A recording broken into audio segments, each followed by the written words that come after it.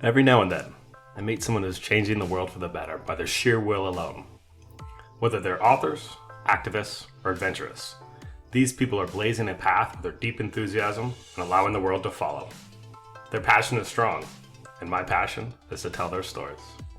I am Brian Platt, and this is Passion Project. So I'm here with Ben Stone, the executive director and the founder of the Phoenix Conservancy. How's it going, Ben? How are you? I'm doing very well, Brian. I'm doing really well. Nice, man. I appreciate you connecting. I know it wasn't easy with my schedule and everything, so I appreciate Absolutely. it. Yeah, no, I appreciate you taking the time.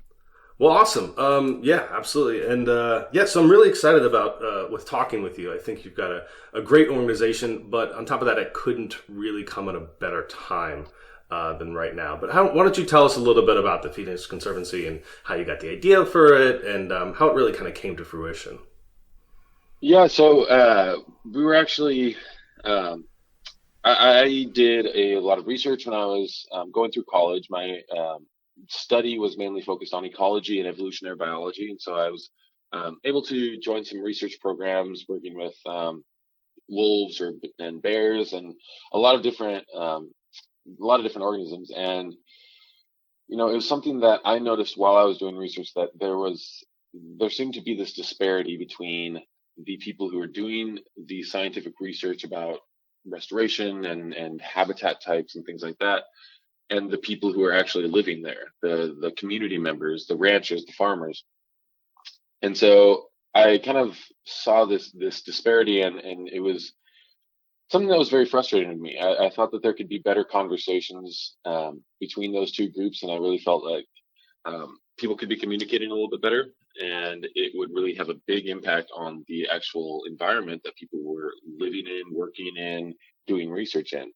And so as I was nearing the end of my college days, I actually had gotten in touch with a couple of people that they were really interested in sort of the same thing. They'd been doing research as well in many different places around the world, actually, South America, Alaska, and we had very similar thoughts about this, about how the communication between these two sides and the focus on the local communities really needed some work when it came to conservation. And so we actually decided to start the Phoenix Conservancy, Phoenix being sort of rising from the ashes, because it was something that we noticed as well, is that there's not a lot of pristine habitat left really anywhere in the world. Right. Wherever there is pristine habitat, there's some groups that are doing amazing work, and they're doing a great job protecting that.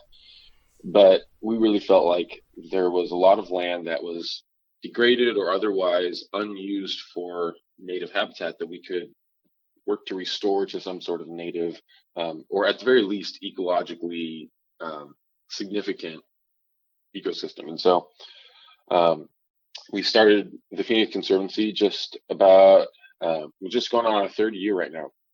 So it was in January 2 years ago that we received our 501c3 from the IRS and started this whole process of really trying to work with local communities, to restore these endangered ecosystems globally, both for the communities that really depend on them and the conservation of biodiversity. So it's been quite a journey. Yeah, that's great to hear. And yeah, like you're saying, there's, between urbanization and population booms, there's just not as much of this pristine land anymore. Mm-hmm. So you're from the Pacific Northwest. This Palouse Prairie is one of your big initiatives. Was it because of that's where you're from and you're very, you saw how it changed, or were you just wanted to conserve it? That was definitely a part of it. Growing up in the Palouse, it was very interesting to me because it seemed like there wasn't really any natural habitat around. It's a very agricultural region. There's a lot of wheat, chickpea, and soy and production through that region, and so you don't really see a lot of the actual native prairie there. And so I grew up there. I lived my entire life there, and that was something that I didn't really understand what Palouse Prairie was until I was late into college. And so right. that was sort of eye-opening for me of just how disconnected some people can be from their natural heritage. And it's not the fault of anybody who's living there, and it's certainly not the fault of the area itself. Agriculture in that region is what allows that region to grow. Mm-hmm. But the conversation around what natural areas are both important for the humans that are living there and the animals as well, and plants as well. And so, preserving that biodiversity and really encouraging that biodiversity in some of these areas that people just aren't connected to it. They aren't connected to that natural heritage. And so that was something that was very eye-opening for me. And so being in that region, being in that community, and it is a very tight-knit community, it was an opportunity for us to really start this conversation. And, I got to be honest, I was a little nervous to start the Phoenix Conservancy in that area. There's really not a lot left. And there are a few groups that have been working there for, decades, and they've done a lot of really great work. And so I was pretty nervous to kind of go into that area and really set down our roots. But, looking back, I'm very, very glad that we did, because it did force us to really evaluate how are we bringing value to the ecosystem, to these local communities, and to the organizations that are already working there. Right. Going in and in the nonprofit sector, it's very much seen as a zero-sum game, where if you get a project, I don't, or if I get a donor, you don't, and it's very much seen in this sort of flat distribution, and it was very important for us as an organization, but also just how we work when it comes to conservation itself. How are we going to partner with people, collaborate with other NGOs, government agencies, learning institutions like Washington State University? How are we going to work with all of these groups and benefit all of them, as well as benefit the local ecosystem and the local economy? So it really forced us to learn very quickly. Yeah. So I'm actually very happy about starting there. That's great. And when you talk about the zero-sum game, like I live on the other side of the country, and it's there's a lot of issues with like fishermen and conservation issues never can really seem to see eye to eye, when it's right. kind of, it's the same thing as long as we have a healthy ecosystem. So I think that's very interesting that you were that you're also helping the people and understanding, helping them understand how important and how rare their area is. What's one of the things that like set you apart that you did, that you think you did right, that you did that other organizations didn't do or aren't doing, that allowed you to survive, even though it was kind of like you said, like, I don't want to say saturated, but there was already organizations doing similar things? Absolutely. Yeah.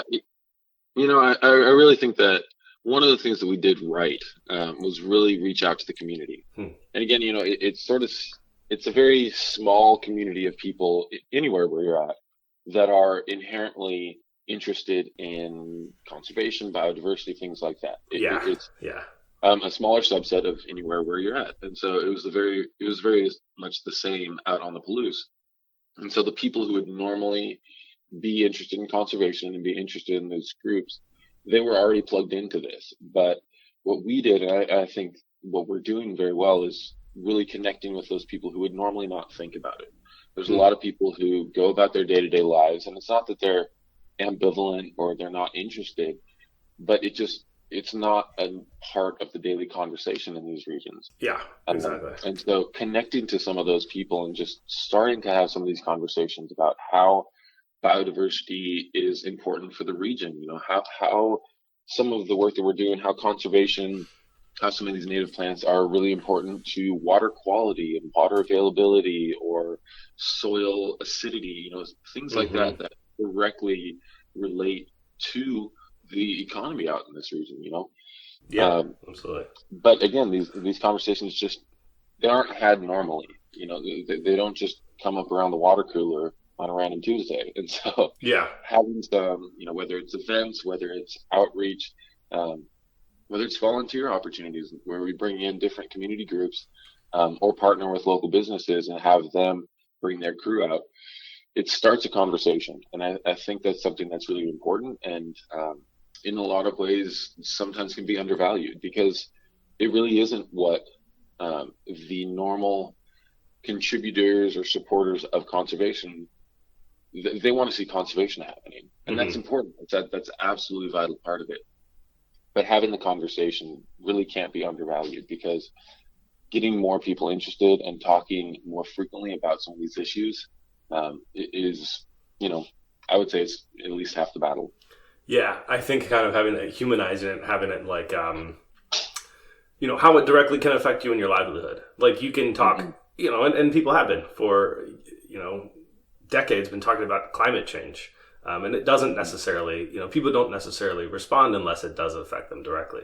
But when you say, hey, we're talking about soil acidity in your area, we're talking about natural pollinators, bees and insects, or, their numbers are declining, or all this stuff that can affect them and their livelihood, people are much more likely to pay attention. Absolutely. That's something that we've kind of thought about, and we've worked with, local communities, and because again, we're working globally, and there's some areas, in poorer countries where that conversation is very much, it's a lot more linear. It's straight from, here's how what you're doing today is going to put food on the table tonight. Right. And that's sort of the value structure there. And there's nothing wrong with that. But if you go in and say, I'm taking away your ability to put food on the table tonight, trust me, it's because biodiversity is important, that's just not a viable option. So having those conversations and saying, here's how I can still fulfill your goals of putting food on the table tonight, and in the next month, how you're going to feed your family, that's the important step that needs to be taken, of here's how you can do that and fulfill your same goals, but also protect the planet, protect biodiversity, impact climate change. And in some places, in South America or Africa, these conversations are a lot easier to have. Yeah. Because it is very much putting food on the table tonight, as opposed to here in America, where it's, they're different values, but they're just as important to the people who live there. And it may be sending my kids to college or paying off the house. And there's a little bit longer term goals, and there's more money to work with, but it's very much that conversation still needs to be had, of your goals are not unimportant. You wanting your family to farm in this area for the next 5 decades, that's not an unimportant goal. Yeah, seriously. Here's how I want to help you achieve that goal while also protecting biodiversity. And so it's a lot of learning, and it's a lot of very frank conversations and sitting down with people who we normally wouldn't talk, because I don't want to convince somebody that native plants are important. I want to show them that native plants can help them do what they find important, which is farming, ranching, whatever it is. I want to show that these two can work together and really benefit you in the long run. Yeah. When you start to have that conversation, just look how important this is. Isn't this, not everyone's going to see that.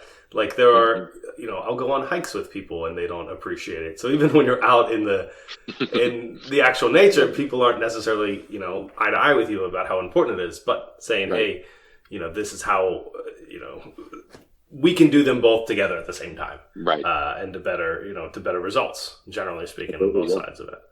And it takes a lot of work. It takes a lot of work to get there. Yeah. And, that's been one of the more difficult challenges with Phoenix, is that finding that connection, it takes a lot of work. It takes a lot of time out in the field. It takes a lot of research. It takes a lot of partnering with people who know a lot more than we do, and trying to find where those connections are, because we can push what we think is important, but until we find what is important to those local communities, and then find a solution that works for these local communities, it's just not viable.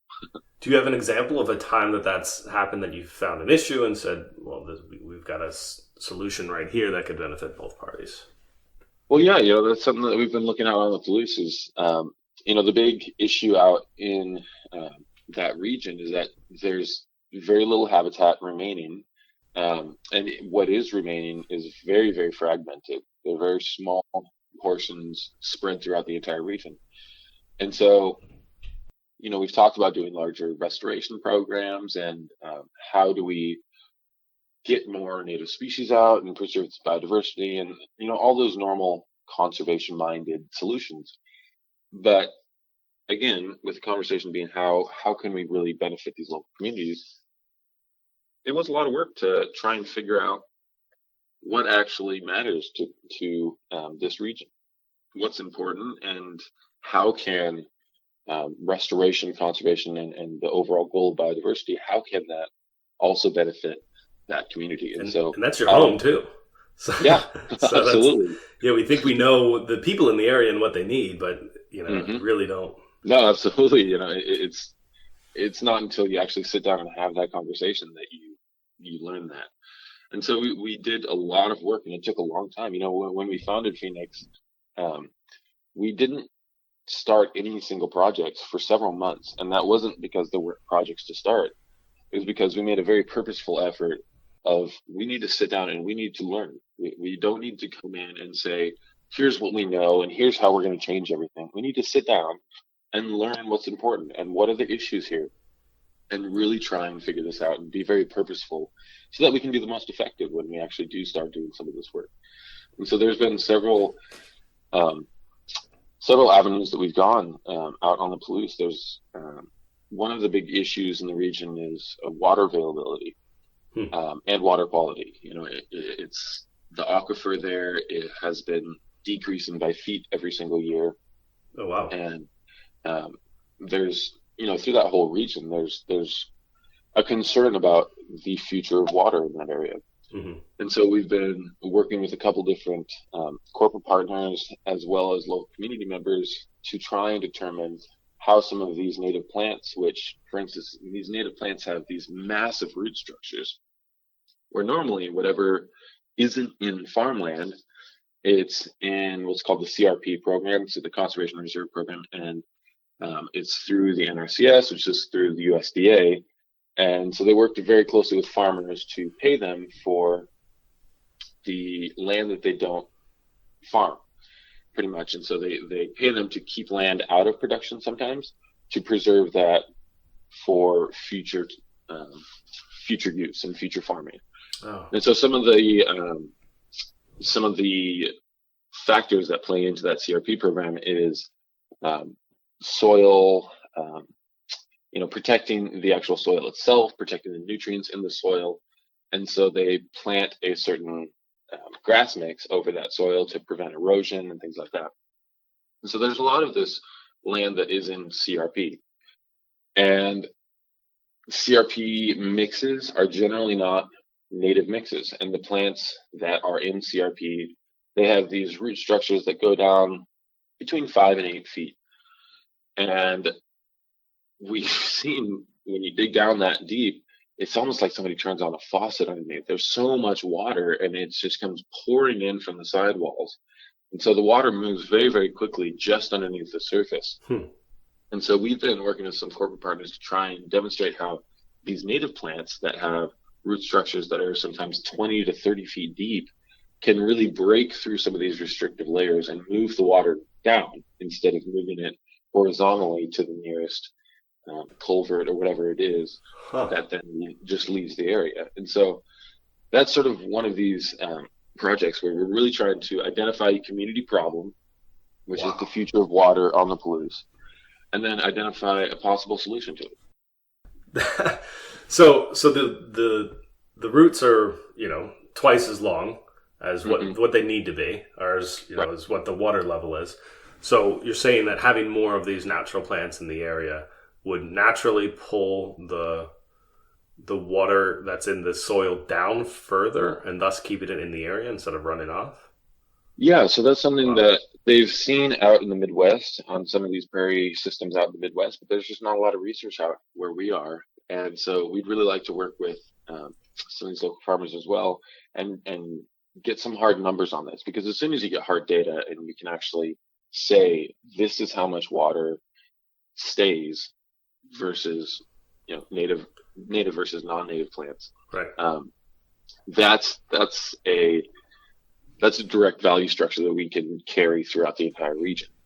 Wow. But that's sort of that's the difficult part, is it takes work, and it takes a lot of time, and it takes a lot of research, and it takes a lot of money to get some of these find some of these solutions that are very important. But if we can really if we can make that claim, and if we can back it up, in a local community like the Palouse, that's something that has direct value to everybody who lives there.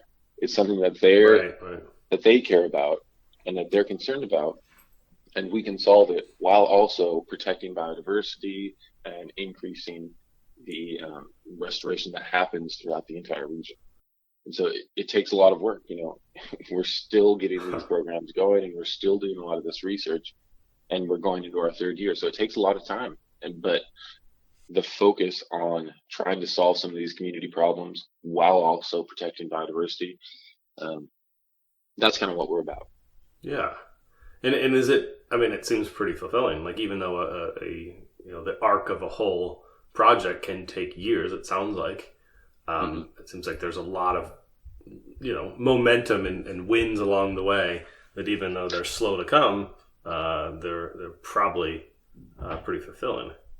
Oh, absolutely. Yeah. No, I mean, it doesn't feel like 3 years, Right. Okay. You start a project and it's just one foot in front of the other. And the people that you meet along the way and the partnerships, it doesn't feel like 3 years. You just keep marching towards that goal. And, it is very much fulfilling. Yeah. That's great. So you mentioned the Palouse, in terms of a project, but you actually have a couple more. You work in the Great Plains, and you also work in tropical forests. So how did you decide where you wanted to work, and then also how do you work in what capacity do you work in these areas that might not be right in your back door? Yeah. So when we founded Phoenix, we really we set out sort of a focus scale, because this is not just a problem on the Palouse, and so we really wanted to solve these problems globally. And so we really set out these 3 scales to work at, of local, national, and international. Okay. And what we're going to be our focus is in those 3 sort of scales. And so locally, the Palouse, it's where we're at. It's one of the most endangered ecosystems on the planet, and there was a lot of work to be done. Nationally, the Great Plains and moving through the short grass, tall grass prairie, there's very little of that left as well. And so that was sort of our target out in the Midwest. And then internationally, we're launching this project in Madagascar. Yep, I saw that. That's great. Yeah, it's going to be a really great project, and I'm really excited about the things that we can do, again, with these local communities, and really trying to increase partnerships and bringing that direct value to those local communities. But in each of these scales, we really try and evaluate which ecosystem is the most important for us to work in at those scales, local, national, and international. Yeah. And so we look at a couple of factors. The amount of that ecosystem remaining is a big one. Okay. Direct threats to it. Is there anything that is currently cutting back that number of remaining habitat? And then opportunities. That's a really big component of it as well, is that, are there opportunities for some of this growth? And there's some areas where people are doing amazing work already. They're partnering very effectively with local communities, and us joining that fight in that area would be more of a detriment than a benefit. And so we really try and determine where is the opportunity and where are we needed most. And so, with that in mind, the Palouse and then the Great Plains, through North America, were definitely the 2 major project areas. Right. And then looking in our sort of international scope, if we're talking about increasing biodiversity, you kind of can't ignore the tropics. Yeah, absolutely. Some of these rainforests that just have so much biodiversity. Yeah. And so Madagascar came up. We met with a few people, and we've been collaborating with some groups down in country for probably going on a year now, actually. And it's going to be a really, really fantastic opportunity to put some of these things in practice internationally. So I'm really excited for that project. Yeah, and you should be. My wife and I just got married this year, and we were looking into like, well, we don't want to do a Congrats. conventional. Thank you. We're like, we don't want to do a conventional honeymoon. We're like, Hmm. let's do something a little bit interesting or a little bit different. So we looked into the Amazon, and then we looked into Madagascar because Oh, wow. yeah, and I looked at it's incredible about how biodiverse it is and how amazing the organisms that exist there that exist nowhere else. And also, Hmm. hey, once we're there, how do we, donate our money and volunteer Hmm. and help out? What we are doing is, I'm still pretty stoked about, is doing gorilla trekking in Uganda, Oh, which, wow. yeah, which That's is awesome. cool. I did an interview. The last podcast was with Craig Shalley, and he's the director for African Wildlife Foundation. And he said Hmm. that single-handedly, it's helped awareness, but also single-handedly, like tourism or ecotourism Yeah. has helped the Oh, gorilla absolutely. populations tremendously. Um, Yeah. so, and that is just, getting out there and making people aware, and the money goes to the right place. And it's exactly what you're Hmm. doing. So yeah, I think that's awesome. That Hmm. was, I've always like, where do you begin? I'm sure you want to help everywhere, but Yeah. how do you decide?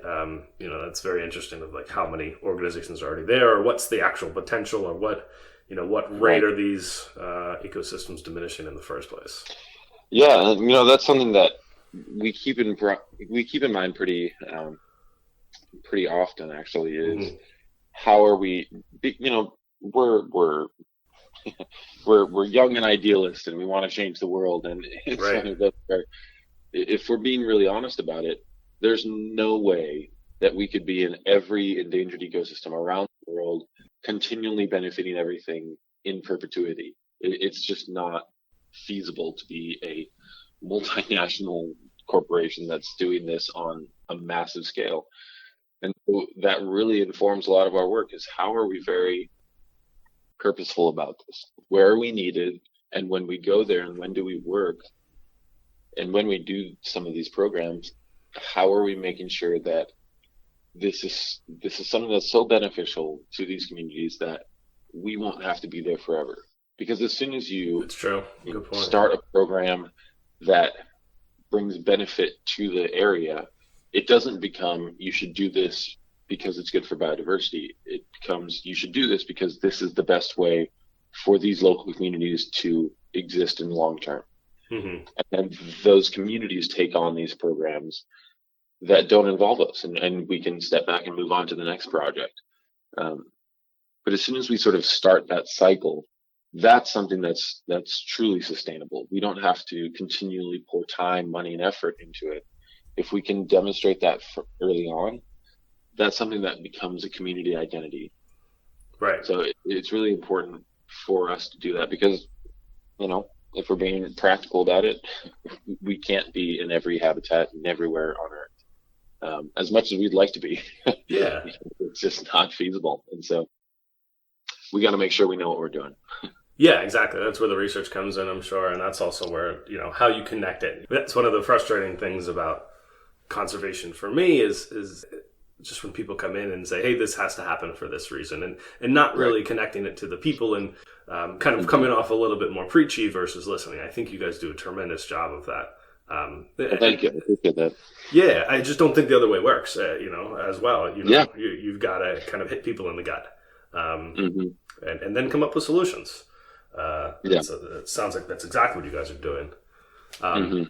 so, what are your you're the executive director? What are your day to day operations entail? Is that really hard to pin down, or is it Yeah. Every day is pretty different. One of the main things that is done every day is maintaining a lot of relationships. Gotcha. So meeting new people, whether they're business partners, corporate partners, whether they're people that were doing work on their property, farmers, people who are in tune with the communities, um, or donors, or whoever it is, really trying to maintain that relationship. Because a lot of these, you can focus on making a following, or we can focus on making an actual community, and those are very, very different things. And so, you know, my goal with a lot of my work is, how do we make this a community? because we're all working towards the same goal here. Everybody who's involved with Phoenix, whether they're project managers, interns, volunteers, donors, corporate partnerships, whatever, we're all aiming towards the same thing. And we're working towards that. And so how can we make sure that community is very close knit? And so there's a lot of that, a lot of relationship building every day. There is some of the just day-to-day monotony of profit and loss statements and statement of financial activity, all of these sort of behind the scene things, right, you have to put together to make sure an organization runs, which is a lot to learn. And that's they don't go over IRS tax code very much in biology courses. Oh, really? So that it's a lot of learning and trying to figure out some of these things that will not only make us most effective when we're going out there and doing our restoration work, but how are we just a very effective and well-run, well-governed, and a well-oiled machine as an organization. Because if we focus on that, and that's sort of where I focus. These project managers that work with Phoenix, they're absolute superstars, and they're champions for what we're doing. And they go out, they work with partners, they really develop these amazing programs that bring in the community, and they've done amazing work. And so really my job is to make sure that they can be as effective as possible, but then also do some of the background work so that they can focus on doing some of these really on the ground projects. And so it's exciting. And then, we have frequent meetings with everybody, and it encourages me to meet with everybody and hear how much work they're getting done and kind of where they're going, and to feed off of their excitement and their passion for what they're doing. Helps me get going on some of these background IRS and banking and all of the background things. Yeah. You need to have, unfortunately, you need to have both sides. One's definitely sounds more exciting, but right. So do you get to travel to where you go? Do you get to if you go to Madagascar, you go to the Great Plains, and so that's something that I really, really enjoy getting out and doing some of these projects. And so going out and working with some of these project managers in the areas where they're working, that's really important to me. Not only because I enjoy it and I enjoy getting outside, it's important for me to understand where they're at and what are they doing and what are the relationships like that they're fostering on the ground. But, we're a small organization, and it's important to really be purposeful about where we're doing this. So we're just not being frivolous. Right, of course. How many people go out there, but being very purposeful in this is a time when it's very valuable for me as the executive director to go out, meet with some of these local community members, see what they're doing on the ground, and actually be a part of some of this work. Because then when I'm going to corporate partners or donors, or when I'm speaking about it publicly, it's important for me to know what's going on. And so I do get to go out every once in a while, and I do enjoy seeing what everybody's doing. Again, they've developed some amazing projects, and the partnerships that they have made they're pretty amazing. So I really, really enjoy getting out there. Oh yeah, I'm sure that's probably like you said, like the lifeblood that keeps you going in other areas that maybe aren't as exciting. Absolutely, yeah. So I, for some reason, I seem to have this question in every podcast. He seems to cast a big shadow. But President Trump has his own opinions that differ from you and I about conservation and environmental issues.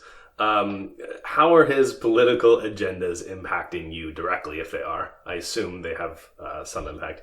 And if so, what is the general public, what can they do about it, or what steps can we take? Yeah, it is definitely impactful. Yes, sure. It's. I think people oftentimes mistake the, if there's not high profile things against conservation, people think that, oh, it must not be a big deal. Yeah, it's doing fine. Yeah. Don't worry about it. Right, Yeah. right. But I mean, it's like anything. I mean, it's like creating one of these programs where you're not thinking about the local community.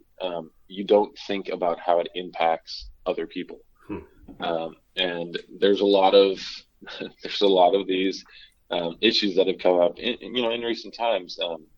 And one of them, is fairly simple. Of There was a project manager that we were looking to bring on, and they were extraordinarily talented. They had a great mindset, and they were really passionate about what we were doing. And I really thought they could do some amazing work with Phoenix. And so they started to work with us very, very briefly. And the thing is that they're a PhD student who is here on a student visa. And and that student visa says specifically you're not allowed to work outside of your, going to school, or with the university. You can work with the university, but otherwise you're not allowed to work outside of that. And so we said, well, how about this just be a volunteer position? They were really excited to do that. And they actually went and spoke with some of their advisors and immigration lawyers, and they looked at it and they said, if this was 2 years ago, it wouldn't be a problem. But right now, they're looking for any reason to deport people. And, so they didn't feel safe even volunteering with us on, in that capacity, because it just wasn't worth jeopardizing their future, jeopardizing their career, just to work with us. And so, there's like that where it doesn't seem like, when all of these immigration debates come up, nobody says, well, how does it impact conservation? It's not a conversation that happens, but it does. It impacts everything downstream. And there's a lot of things like that where it's not the main thought. It's not why people have done it, but it does. Of course, it does have an impact. And even from the other side, like my mind goes to conservation first. It's just who I am, but I'm working on other areas. But I don't think about I thought you were going to mention something like a federal land grab or something like that. Or but my mind doesn't go to immigration, because that's. Yeah, it just doesn't. So that's wild. Right. They're looking for any excuse to boot people. We are working globally, and people who have a global mindset and people who really care about their local communities in a global way, that's who we're really trying to bring on board, and that's who we want working at Phoenix. And it does seem like sort of an off thing. There's so many direct environmental policies, and we can talk through several EPA decisions that have just taken the U.S. several steps backwards. But or even just cabinet members. Oh gosh, yeah. No, I mean, there's a lot, and again, it's one of these where it's almost a really good explanation or description of some of what conservation has done in the past.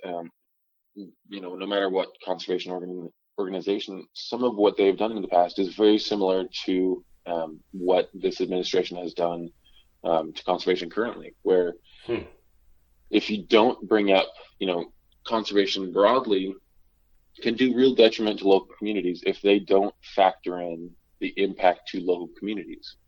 And very similarly, this administration, if you don't factor in biodiversity, the environment, conservation, all of these things, if you don't factor that into your decision making, you can really do great harm without even really thinking about it.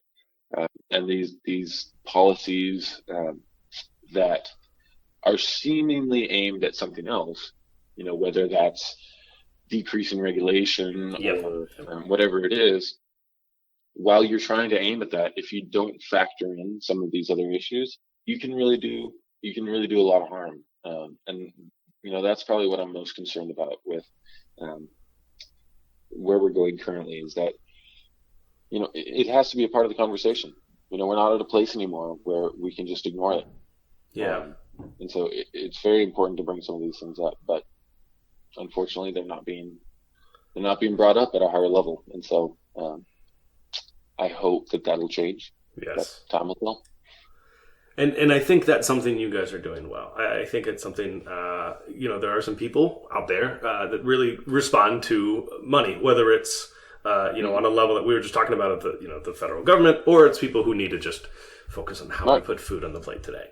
And I think you guys are connecting that. You're bridging that gap a little bit better. So, whether it's locally or even federally, people who understand how important these ecosystems are to your overall profit. And that way you get, you can connect with both people who naturally like it for its the beauty that exists there, and then people who will rely on it for money, for their livelihood, and then those who rely on those people for their, as their constituency in terms of voters. Absolutely, yeah. Yeah, so it seems like you guys have, it seems like you're a really great organization. And how do people help? How do people help you guys? So there's plenty of ways. I mean, obviously, getting in touch with us and having some of these conversations with us, because we learn a lot. We learn a lot from everybody. We have a lot of events where we actually, it's not specific money making events, and it's not for a specific project, but it's just to bring the community together around this topic of conservation. Oh, nice. Okay. So people can get in touch with us because it's very important for what we do. We need to know what people think and what their experiences are. And so just getting in touch with us, that's a huge component of it. People can go online and also sign up to volunteer with us. We have lots of events specifically to bring people out into some of these areas and volunteer and do some of this work, and so they can kind of get their hands in the dirt. And then there's obviously supporting us financially. A lot of this stuff we need to be able to purchase plants or purchase supplies for some of this restorations work, and there's a lot that goes into that. But there's a lot of different ways that people can kind of connect with us, and so go to our website and even simple stuff like following us on the social media, different social medias is very valuable to us as well, because we really try and be very transparent and open about a lot of what we're doing, and connecting with people and creating that sort of community. It is very important. So even people who can't give, it's very important for them to be in touch with us and follow along with what we're doing and kind of keep track of where we're at, because it's always changing and we've always got new projects, and we love to kind of hear what people are thinking. Well, cool. Ben, I want to thank you again. That was a great chat, and I love what you at the Phoenix Conservancy is doing. It's a terrific vision, but also a really great team to pull it all together. I really appreciate you taking the time to talk to us about that. Well, thank you so much, Brian. I appreciate you. Thanks for having me on, and I enjoy talking about this stuff, and it was great to kind of hear your thoughts on it as well. So thank you, man. Of course, absolutely. You take care and have a good one. I'm sure we'll be in touch. You too. Bye-bye.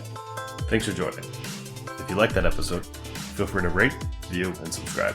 That actually really helps. If you haven't seen it yet, take a look at the accompanying blog.